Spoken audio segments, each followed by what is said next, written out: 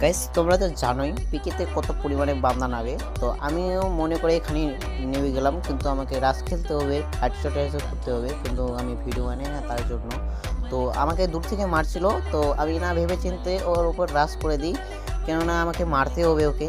তো একটু মেডিটেটি করে ওপরে দেখছি যে বান্দা নামছে একটা, তো ওকে আমি লবিতে পাঠিয়ে দিই।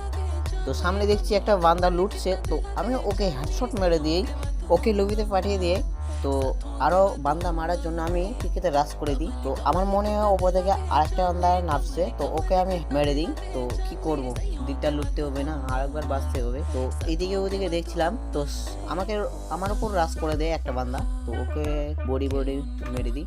তো সামনে একটা বান্দা লুটতে আসছে, তো ওকে আমি মেরে দিলাম, ও বুঝতে পারিনি। আর সামনে যে প্লেটা হচ্ছে এটা ও আমাকে দেখতেই পাইনি, তো আমি পিছন থেকে গিয়ে হেডশট মেরে দিই। আর এখানে আমার এত পরিমাণে অত্যাচার হয়ে 2 থেকে